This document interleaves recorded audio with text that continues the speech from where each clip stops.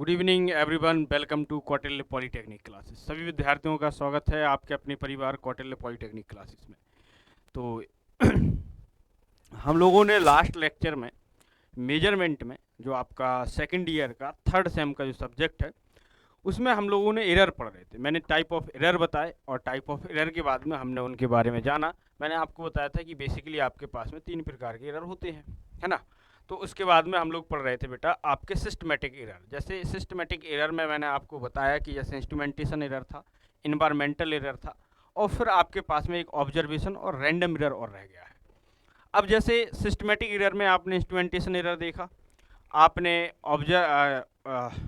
Environmental error देखा, आपके पर्यावरण के इफेक्ट जो होते हैं, जैसे टेम्परेचर का कम ज़्यादा होना, दबाव, प्रेशर, यानी कि भौतिक चीज़ों का आपके पास में इफेक्ट पड़ना हमारे इंस्ट्रूमेंट पर, वो सारे एरर आपके पर्यावरण में आते हैं। अब ऑब्जर्वेशनल एरर क्या होता है? एक तो हमने पढ़ा कि बेटा आपके पास में गलत रीडिंग का ले लेना, ग्रॉस एरर, है ना। वो आदमी की गलती थी, वो ह्यूमन मिस्टेक थी। आपने ग्रॉस एरर को पढ़ा था, वो ह्यूमन मिस्टेक थी कि उसमें क्या किया उनने कि गलत तरीके से रीडिंग को नोट कर लिया। इंस्ट्रूमेंटल एरर ये था कि आपके पास में गलत रेंज का इंस्ट्रूमेंट आप चुने, है ना। अब यहाँ पर जैसे प्रोब का गलत लगाना, ग्रॉस एरर। अब लीड का गलत लगा दे रहे हैं आप। अब यहाँ ऑब्जर्वेशनल एरर या फिर अवलोकन त्रुटि क्या है? ऑब्जर्वेशनल एरर का मतलब ये होता है कि जैसे मान लीजिए मेरे पास में कोई एक, मैंने क्या लिया, यहाँ पर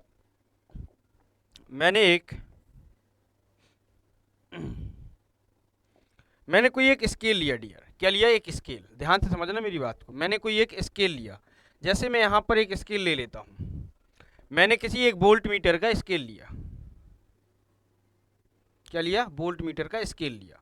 ये है मेरे पास में कोई वोल्ट मीटर का स्केल।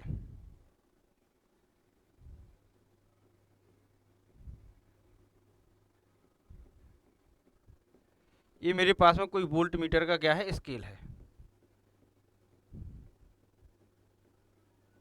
मैंने कोई एक वोल्ट मीटर का स्केल लिया डियर। क्या लिया? वोल्ट मीटर का स्केल लिया। ये 0, आपके पास में 1, 2, 3, 4 और ये 5 वोल्ट। आपके पास में सारी राशियाँ कायम है वोल्ट में। ये मैंने कोई एक क्या लिया बेटा? स्केल लिया। मैंने किसी एक वोल्ट मीटर का मैंने स्केल, यानी कि आपके पास में कोई एक पैमाना लिया। अब आपने जैसे ही इसको क्या किया बेटा? यूज किया, तो आपके पास में जो रीडिंग थी वो दिखा रहा था यहाँ पर 4। क्या दिखा रहा था? 4। यहाँ पर इसने इंस्ट्रूमेंट ने आपको रीडिंग दिखाई कितनी? 4। अब इस इंस्ट्रूमेंट ने आपको रीडिंग दिखाई 4 वोल्ट, लेकिन आपके पास में इसकी एक बनी परछाई। क्या बनी? परछाई। इस परछाई को आप गौर से देखिएगा तो आपको वो परछाई कहाँ नजर आ रही है? इसकी परछाई जो है इसकी आपको जस्ट इसके पीछे बनती हुई नजर आएगी, ऐसे करके ना, ऐसे करके बिल्कुल जस्ट नजर ऐसे आएगी परछाई। आपको ये परछाई नजर आई इसकी। क्या है इसकी? ये परछाई। ये है इसकी परछाई। क्या है? ये है इसकी परछाई। इसकी आपके पास में जो आपके पास में सुई है, स्पेंडल है, जो आपके पास में सुई है, इस सुई की परछाई आपको बनी यहाँ पर। यहाँ पर आप देखिएगा ये क्या है आपके पास में? परछाई। क्या है? ये परछाई है आपके पास में। क्या है डियर? ये है परछाई। आपके पास में परछाई है ये।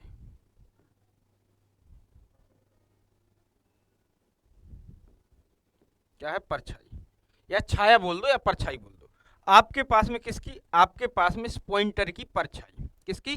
पॉइंटर की परछाई।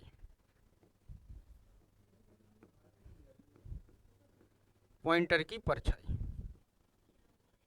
बहुत लाइट वेट होता है ये, जैसे सुई वाला। ये आपके पास में रियल पॉइंटर है। ये रियल पॉइंटर। बिल्कुल ध्यान से समझना एक एक बात। ये आप एग्जाम में ऐसे ही लिखेंगे। आपके पास में क्या किया? आपने किसी वोल्ट मीटर की रीडिंग आप ले रहे थे। क्या कर रहे थे? किसी वोल्ट मीटर से रीडिंग आप ले रहे थे। अब जब किसी वोल्ट मीटर से आपने रीडिंग ली, तो उस वोल्ट मीटर का आपके पास में मान लीजिए एनालॉग इंस्ट्रूमेंट है, ठीक है, डिजिटल नहीं, एनालॉग। तो इसकी जो पॉइंटर या सुई थी वो कहाँ नजर आई आपको, यहाँ पर 4 वोल्ट पर, लेकिन इसकी परछाई कहाँ बन रही थी, आपके पास में जस्ट आपके पास में 3.3 वोल्ट पर, कहाँ पर 3 पॉइंट कुछ 3 वोल्ट पर आपको नजर आ रही थी, ठीक है, 3 पॉइंट समथिंग पर आपको कुछ नजर आ रही थी। अब रियल अगर इसकी हम बात करें कि इसकी मेजर्ड वैल्यू कितनी है, अगर हम इसकी मेजर्ड वैल्यू का बात करें तो बच्चा इसकी मेजर्ड वैल्यू कितनी है, अगर हम यहाँ मेजर्ड वैल्यू की बात करते हैं, अगर बेटा मैं यहाँ मेजर्ड वैल्यू की बात करूं, एम को हम क्या लिखते हैं, मेजर्ड वैल्यू, है ना, मैंने बताया था, जो आपने मेजर की वो मेजर्ड वैल्यू कितनी है, आपके पास में 4 वोल्ट, लेकिन आपके पास में ऑब्जर्वेशन क्या आया, आपके पास में ऑब्जर्वेशन एरर, आपने जो ऑब्जर्वेशन किया, जो आपने अवलोकन किया, अवलोकन के बाद जो मापन आया, अवलोकन के बाद मापन,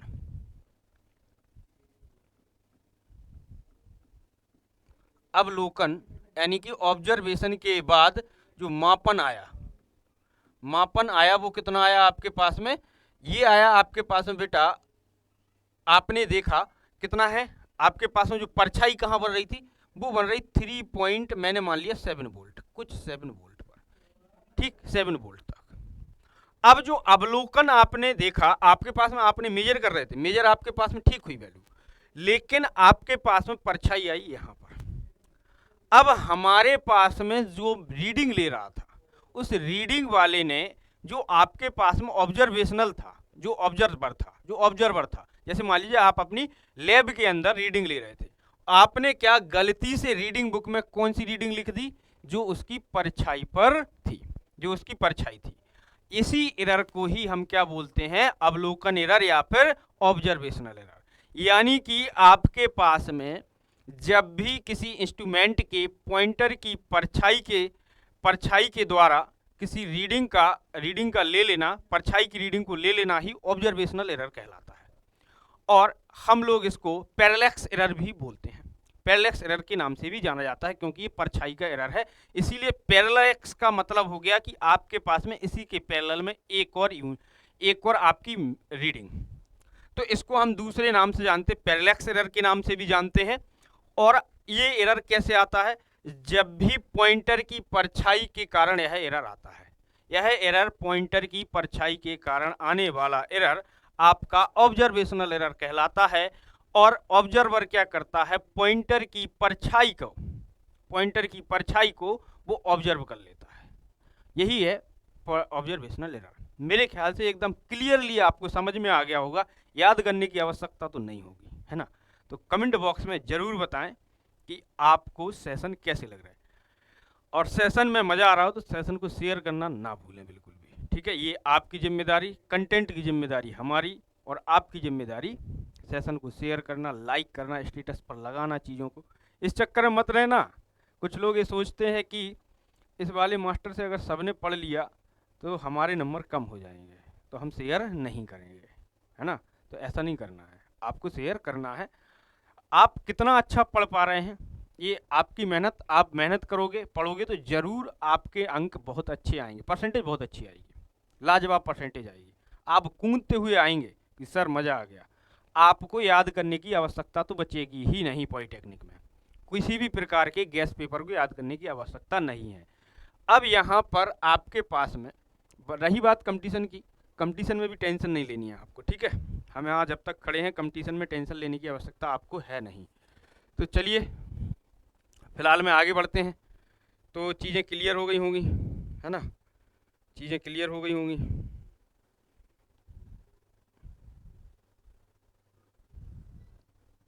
चलिए अब हम यहाँ पर क्या लिखें, लिखना स्टार्ट करते हैं, लिखना स्टार्ट ही कर देते हैं।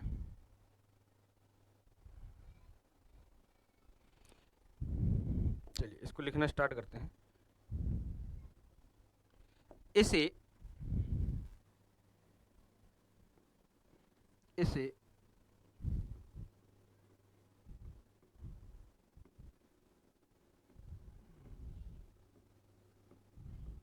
पैरेलैक्स एरर के नाम से भी, किससे, पैरेलैक्स एरर के नाम से भी, पैरेलैक्स एरर के नाम से भी, एरर के नाम से नाम से भी जाना जाता है, से नाम से भी जाना जाता है।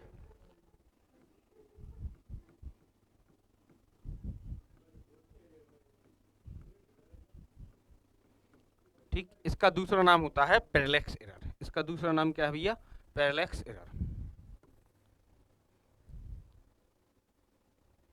ये आता कैसे है इसको समझते हैं।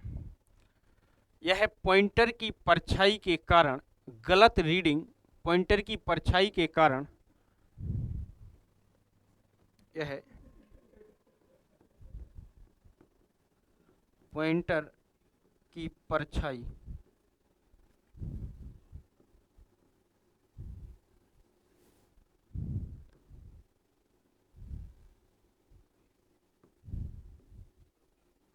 पॉइंटर की परछाई की रीडिंग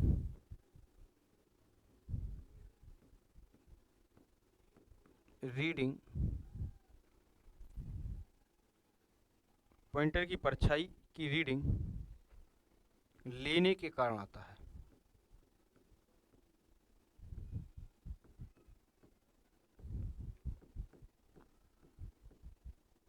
कारण आता है। यानी कि पॉइंटर की परछाई की रीडिंग अगर आपने नोट की कहां पर?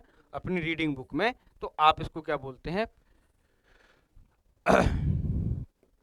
आप इसको अवलोकन एरर बोलते हैं। अब इसको कम कैसे करते हैं? इसको कम करने के लिए हम लोग क्या करते हैं? कांच की छोटी छोटी स्ट्रिप लगाते हैं। ठीक है, मिरर स्ट्रिप का यूज किया जाता है इस एरर को कम करने के लिए। छोटी छोटी पत्तियां, स्ट्रिप। ठीक है, इस एरर को कम करने के लिए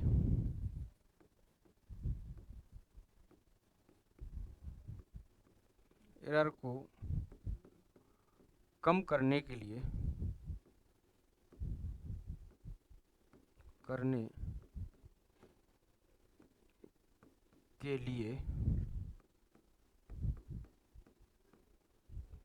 कांच की पट्टियों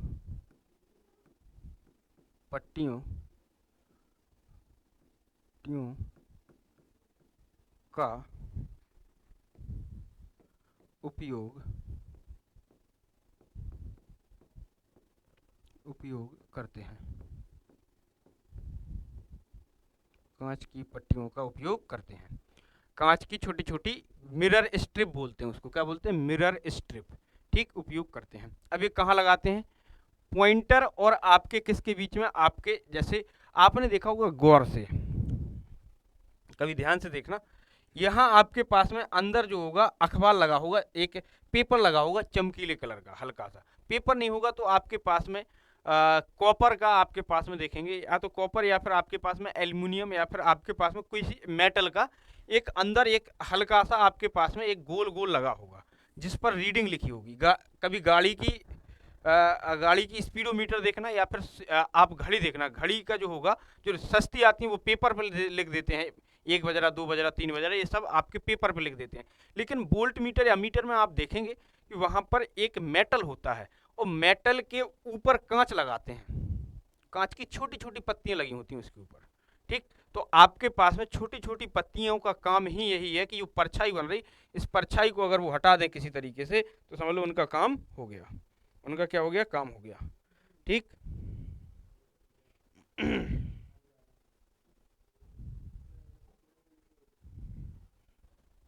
ठीक है, इस एरर को कम करने के लिए कांच की पट्टियों का उपयोग करते हैं। यह इन पट्टियों को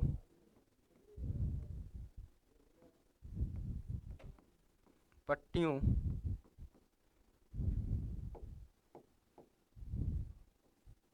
पट्टियों को किस किस के बीच में? किस किस के बीच में? आपके किस किस के बीच में? आपके भैया किस किस के बीच में? पॉइंटर और स्केल के बीच में लगा। इन पट्टियों को पॉइंटर तथा स्केल के बीच में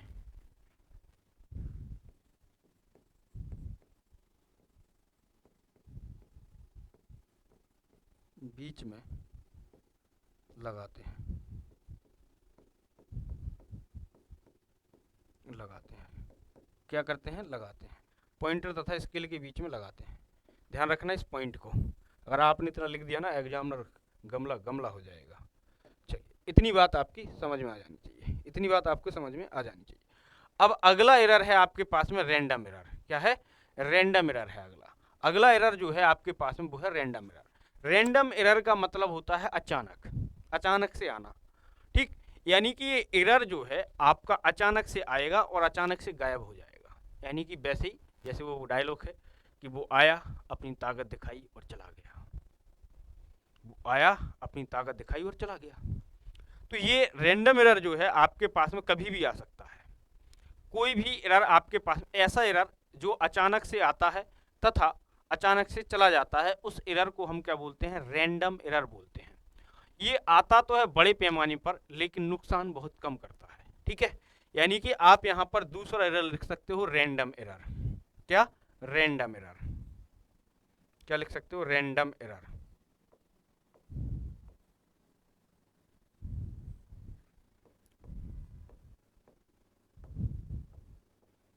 रैंडम एरर। ये बेटा अचानक से आता है और अचानक से ही चला जाता है, ये आपका ज़्यादा नुकसान नहीं कराता। ये अचानक से आता है और अचानक से क्या करता है? ये चला जाता है, ये ज़्यादा नुकसान कराता नहीं। तो हम लोग देख रहे हैं ये आपके पास में रैंडम एरर है। मैंने क्या बताया कि रैंडम एरर आपके पास में अनडिफाइंड, एक अनडिफाइंड एरर है। मतलब ये आता है ड्यू टू अनडिफाइंड सोर्स। यानी कि ड्यू टू अनडिफाइंड सोर्स का मतलब होता है यह एक अज्ञात स्रोत के कारण उत्पन्न होता है। ये अचानक से आता है और अचानक से चला जाता है, लेकिन इसका कारण अज्ञात होता है। ठीक, तो आपके पास में ऐसा एरर जो कि एक अज्ञात स्रोत के कारण उत्पन्न होता है, एक ऐसा एरर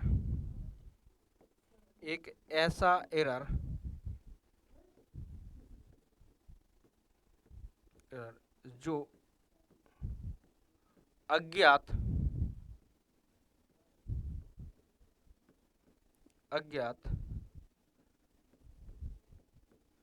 स्रोत के कारण आता है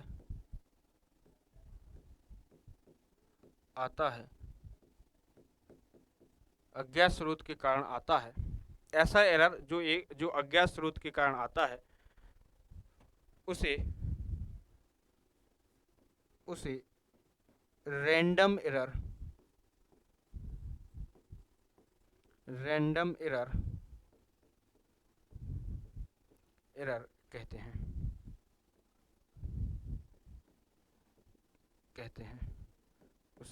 एरर कहते हैं। उसे रैंडम एरर कहते हैं। यह अचानक से आता है तथा अचानक से चला जाता है, लेकिन इसका कारण अज्ञात होता है। यह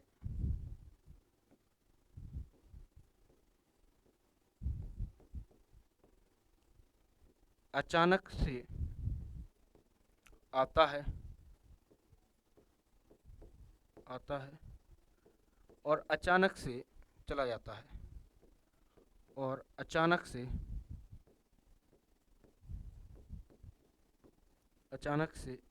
चला जाता है, चला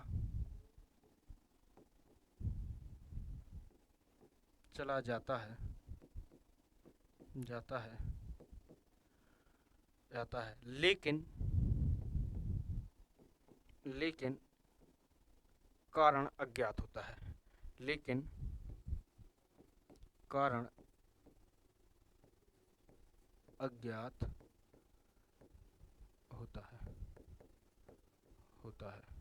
यानी कि आपके पास में कोई भी ऐसा एरर हो जो अपने आप उत्पन्न हो और अपने आप ही एलिमिनेट कर जाए और आपको उसका कारण पता ना लगे, तो वो कहलाता है आपके पास में अज्ञात एरर। ठीक है, अज्ञात एरर या फिर रैंडम या फिर यादृच्छिक एरर, यानी कि जो आपकी बिना इच्छा के आ रहा है। ठीक है, बिना किसी काम की चला आ रहा है। मतलब वही बात हुई कि आया, अपनी ताकत दिखाई और चला गया, रैंडम एरर। ठीक, तो ये था आपके पास में रैंडम एरर। आपको एरर आपके ये खत्म हो गए हैं। एरर में इतना ही था। अगर आपको सेशन बढ़िया लग रहे हैं, अच्छी तरीके से आपकी क्लैरिफिकेशन आपकी बढ़ रही है, आप समझ पा रहे हैं चीज़ों को, इतनी क्लियरिटी अगर आपको दिख रही है कि हाँ बहुत क्लियरिटी आपको समझ में आ रहा है कि मतलब ऐसी आपकी बुक्स में भी नहीं होगा, इतना तो मैं भी जानता हूँ, बुक्स में इतना क्लियरली चीज़ें नहीं लिखते हैं क्योंकि वो टेक्निकल शब्द को बहुत ज़्यादा यूज कर देते हैं, और टेक्निकल शब्द बहुत ज़्यादा यूज और हिंदी में यूज हो जाए तो उनका समझ पाना मुश्किल हो जाता है। अब पैरेलैक्स वहाँ लिखा तो होगा, लेकिन ये पता नहीं कि पैरेलैक्स है क्या। पैरेलैक्स का मीनिंग ही यही है कि आपके पास में एक और बगल में उसके ही जैसा परछाई का बन जाना, पैरेलैक्स होता है। ठीक, तो ये तो हो गया आपके पास मिरर। अब हमारे पास में अगला जो है वो है टाइप ऑफ इंस्ट्रूमेंट, कि हमारे पास में इंस्ट्रूमेंट कितने प्रकार के होते हैं। ठीक है, तो हमारे पास में अब देखते हैं कि इंस्ट्रूमेंट कितने प्रकार के होते हैं। नेक्स्ट स्लाइड में चलते हैं। चलिए फिर चलते हैं नेक्स्ट स्लाइड की ऊपर और वहां देखते हैं टाइप ऑफ इंस्ट्रूमेंट को, है ना। चलिए अब यहां से आपके पास में नेक्स्ट हेडिंग स्टार्ट होगी इंस्ट्रूमेंट के बारे में। टाइप ऑफ इंस्ट्रूमेंट,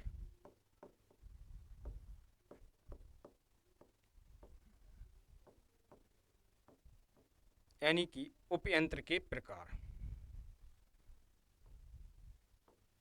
उपयंत्र के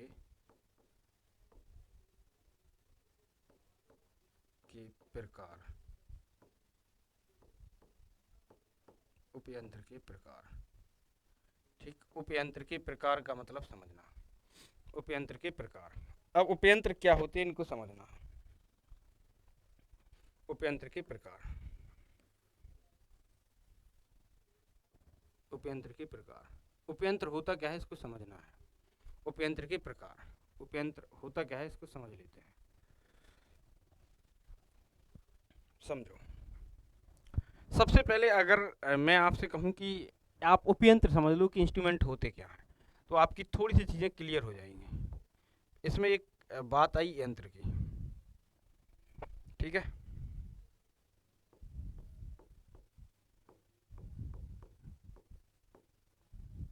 इंस्ट्रूमेंट की अगर यहाँ पर बात आई तो इंस्ट्रूमेंट के बारे में अगर हम समझ लें, क्या इंस्ट्रूमेंट के बारे में कि इंस्ट्रूमेंट है क्या, अगर इसकी डेफिनेशन अगर हम समझ लें। उपयंत्र, उपयंत्र है क्या, अगर हम इसकी डेफिनेशन को समझें तो कैसे समझेंगे। फर्स्ट वन, एक आपके पास में उपयंत्र का मतलब ये हो गया कि आपकी किन्हीं भी दो क्वांटिटी के अंदर, किन्हीं भी दो क्वांटिटी में, यानी कि आपके पास में किन्हीं भी दो क्वांटिटी में अगर वो आपको क्या करे, कंपेयर को अलाउ कराता है, कंपैरिजन को अलाउ कराता है, तो उसको बोलते हैं इंस्ट्रूमेंट। जैसे उपयंत्र, जैसे आपके पास में अगर मैं आपसे कहूं कि आप लेके आए 1 किलो आलू, ठीक, एक दुकान वाले से, ठीक। अब आपके पास में आप गए दूसरे दुकान वाले के पास, उससे भी आलू लिए। अब आप घर पे लेकर आए तो आप इनको कैसे अंतर कर पाएंगे कि दोनों बराबर हैं या फिर आपके पास में दोनों अलग अलग हैं। तो आपने क्या किया, एक यंत्र लिया, उसने भी एक यंत्र से मापे होंगे, आपके घर में एक यंत्र होगा। आपने एक तरफ उस दुकान वाले से लिए आलू रखे, एक तरफ दूसरी दुकान वाले से, आपने देखा कि इन दोनों में क्या कर रहा है, वो अंतर पैदा कर रहा है कि कितना अंतर है, तो आपको वहां पर नजर आ जाएगा। तो आपके पास में ऐसा इंस्ट्रूमेंट जो आपके पास में दो क्वांटिटी के, दो क्वांटिटी में क्या करे, अंतर को अलाउ करे, तो अंतर को क्या करे, अलाउ करे, वो आपका क्या कहलाता है, उपयंत्र कहलाता है। क्या कहलाता है, उपयंत्र कहलाता है। यानी कि इंस्ट्रूमेंट का मतलब आपको समझना होगा कि इंस्ट्रूमेंट क्या होता है। इट इज अ डिवाइस, यानी कि एक ऐसी युक्ति, एक ऐसी युक्ति जो दो क्वांटिटी में, दो राशियों में क्या करे, अंतर को क्या करे, अंतर को उपलब्ध कराए, अंतर को क्या करे बेटा, कंपेयर करने के लिए अलाउ कराए, है ना। कंपेयर को क्या करे बेटा, अलाउ करे, वो आपका क्या कहलाएगा बेटा, आपके पास में इंस्ट्रूमेंट कहलाता है। एक ऐसी डिवाइस, एक ऐसी डिवाइस, एक ऐसी युक्ति, एक ऐसी युक्ति, ऐसी युक्ति जो दो राशियों में, जो दो राशियों में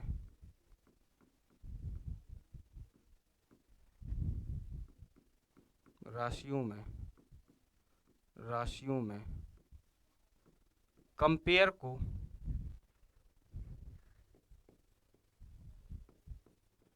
कंपेयर को अलाउ करे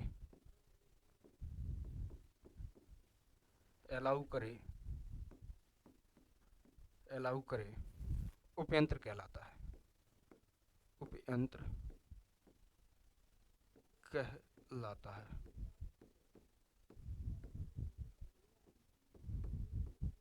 उपयंत्र कहलाता है। उपयंत्र कहलाता है। ये आपके पास में।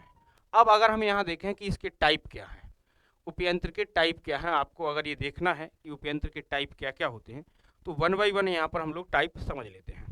1 बाई 1 हम लोग यहाँ पर क्या कर लेते हैं, टाइप को समझ लेते हैं। ठीक है, तो 1 बाई 1 हम यहाँ पर टाइप को देखेंगे कि आपके पास में कौन कौन से टाइप के इंस्ट्रूमेंट हैं और कितने प्रकार के इंस्ट्रूमेंट, और फिर उनको 1 बाई 1 हम लोग क्या करेंगे, स्टडी कर लेंगे। चलिए अब हम यहाँ पर देख लेते हैं कि कौन कौन से हमारे पास में इंस्ट्रूमेंट हैं। देखो यहाँ पर हमने 1 बाई 1 सारी चीज़ें मैंने लिख ली हैं पहले से, ताकि समय हमारा बचता रहे। ठीक है, ये हमारे पास में इंस्ट्रूमेंट हैं। ठीक है, एक हमारे पास में इंस्ट्रूमेंट जो होते हैं बेसिकली 2 प्रकार के होते हैं अगर बात करें तो। पहला एब्सोल्यूट इंस्ट्रूमेंट, ठीक है, अभी हम देखेंगे एब्सोल्यूट क्या होते हैं। दूसरा है हमारे पास में सेकेंडरी इंस्ट्रूमेंट। ठीक, सेकेंडरी इंस्ट्रूमेंट के 2 प्रकार कौन कौन से, एक डिफ्लेक्टिंग टाइप और एक नल डिफ्लेक्टिंग टाइप। डिफ्लेक्टिंग टाइप का मतलब ये होता है जो डिफ्लेक्ट करे, जिसमें पॉइंटर हो। नल डिफ्लेक्टिंग वो होते हैं जिनमें पॉइंटर ना हो। यानी कि आपके पास में नल डिफ्लेक्टिंग में तो वो इंस्ट्रूमेंट आ जाते हैं जितने आपके ब्रिज हैं, जो भी ब्रिज हैं आपके सारे नल डिफ्लेक्टिंग में आते हैं। अब डिफ्लेक्टिंग इंस्ट्रूमेंट आपके 3 प्रकार के हैं। यहाँ पर आप चाहें तो ब्रिज के बारे में लिख सकते हैं, लेकिन फिलहाल में अभी नहीं, हम लोग आगे पढ़ेंगे ब्रिज अगर आपके में है RLC मेजरमेंट में ना। आपके पास में ये होते हैं आपके पास में 3 प्रकार के, कौन कौन से, एक है आपके पास में इंडिकेटिंग, एक रिकॉर्डिंग टाइप और एक है आपके पास में इंट्रीगेटिंग इंस्ट्रूमेंट। ठीक, इन सारे इंस्ट्रूमेंट को 1 बाई 1 हम लोग देखने वाले हैं कि आपके पास में एब्सोल्यूट इंस्ट्रूमेंट क्या होता है। बेटा ये एब्सोल्यूट इंस्ट्रूमेंट जो होते हैं वो आपके पास में इंडिपेंडेंट होते हैं, मतलब डायरेक्ट इनडायरेक्ट रीडिंग देते हैं इन टर्म ऑफ कॉन्स्टेंट में। तो हम लोग इनको यूज कर लेते हैं कहाँ पर, लेबोरेटरी में सबसे ज़्यादा यूज होते हैं। इसरो DRDO वगैरह में हम एब्सोल्यूट इंस्ट्रूमेंट ही यूज करते हैं। सेकेंडरी इंस्ट्रूमेंट जो होते हैं आपके पास में ये डायरेक्ट रीडिंग देते हैं। ठीक है, ये डायरेक्ट रीडिंग देंगे, ऐसे इंस्ट्रूमेंट जो डायरेक्ट रीडिंग दे। डिफ्लेक्टिंग इंस्ट्रूमेंट आपके पास में वो इंस्ट्रूमेंट होते हैं जिनमें आपका पॉइंटर आपको नजर आए, वो डिफ्लेक्ट करते हुए नजर आएगा। ठीक है, इंडिकेटिंग इंस्ट्रूमेंट होते हैं, एक रिकॉर्डिंग एक इंट्रीगेटिंग। ठीक है, नल डिफ्लेक्टिंग का मतलब होता है जिनमें पॉइंटर मौजूद ना हो, जैसे आपके ब्रिज। ब्रिज में आप देखेंगे कि ब्रिज में आपके पास में किसी भी प्रकार का कोई पॉइंटर नहीं होता, चाहे बीट स्टोन ब्रिज हो, चाहे वो आपके पास में शेयरिंग ब्रिज हो, चाहे वो आपके पास में कोई भी अन्य ब्रिज हो, आपके पास में सारे ब्रिज नल डिफ्लेक्टिंग टाइप में आते हैं। ये कंपटीशन में पूछता है। इंडिकेटिंग इंस्ट्रूमेंट कौन से होते हैं, जो आपको इंडिकेट करे। रिकॉर्डिंग टाइप, जैसे आपके पास में XY रिकॉर्डिंग चार्ट होता है, जैसे आप CRO पढ़ते हैं। CRO में क्या होती है, जो आपकी मेजर्ड वैल्यू होती है उसको रिकॉर्ड कर ली जाती है, उसको बोलते हैं रिकॉर्डिंग इंस्ट्रूमेंट।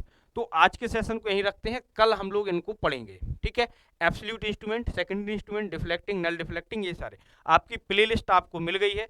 अब धीरे धीरे हम लोग सेकेंड ईयर में जो एक आध सब्जेक्ट को और मैं स्टार्ट करता हूँ, फाइनल ईयर में भी एक आध सब्जेक्ट को स्टार्ट करता हूँ, फर्स्ट ईयर में भी हम एक आध सब्जेक्ट स्टार्ट करते हैं। ठीक है, जैसे जैसे समय मिलता जाएगा वैसे वैसे हम लोग चीज़ों को स्टार्ट करते रहेंगे। और जिस तरीके से हम प्लान कर लिए फाइनल ईयर वालों के लिए, फाइनल ईयर वालों के लिए प्लान ये है कि आपके पास में चाहे वो राजस्थान बोर्ड से रहे हों, चाहे वो यूपी बोर्ड से रहे हो, राजस्थान बोर्ड की मैं अलग बनवा दूंगा प्लेलिस्ट, और क्या बोलते हैं यूपी बोर्ड की अलग बनवा दूंगा। PYQ यानी कि प्रीवियस ईयर क्वेश्चन पेपर का सॉल्यूशन। यहाँ पर एक क्वेश्चन लिखेंगे, जैसे मैंने आपको इंस्ट्रूमेंटेशन पढ़ा रहा हूँ, इंस्ट्रूमेंटेशन में हमने जितना भी पहला एरर वगैरह और ये टाइप ऑफ इंस्ट्रूमेंट पढ़े हैं, जिसमें आप डिफ्लेक्टिंग टॉर्क, कंट्रोलिंग टॉर्क और आपके डैम्पिंग वगैरह आप पढ़ेंगे, तो इसमें हम लोग क्या करेंगे कि क्या क्या आपके पेपर में अभी तक पूछा गया है। ठीक है, अभी से 7 साल के तक यूज करेंगे हम पेपर। ठीक है, 5 से 7 साल तक का यूज कर लेंगे पेपर। तो वहाँ पर हमें इस चैप्टर से कितने क्वेश्चन मिले हैं, उन सारे क्वेश्चंस को एक दिन में मैराथन टाइप की क्लास लेके 3 से 4 घंटे की मैं पूरी आपको बता दूंगा किस तरीके से हमें लिखने हैं। और त्रुटि बहुत कम होनी चाहिए अगर आप हिंदी मीडियम से हैं, क्योंकि हिंदी मीडियम की त्रुटि बहुत जल्दी पता चल जाती है और इंग्लिश मीडियम की त्रुटि उतनी जल्दी पता नहीं चलती हैं। तो आज के लिए इतना ही, आप सभी का शुक्रिया। सेशन अगर पसंद आ रहा हो दोस्तों तो कमेंट बॉक्स में बताइए कि सेशन कैसा लग रहा है, आप किस पॉलिटेक्निक से विजिट करते हैं, कहाँ से हैं, वो भी ज़रूर बताइए कमेंट बॉक्स में। आप सभी का शुक्रिया मेरे साथ जुड़ने के लिए, और सेशन को शेयर करना ना भूलें। Thank you very much.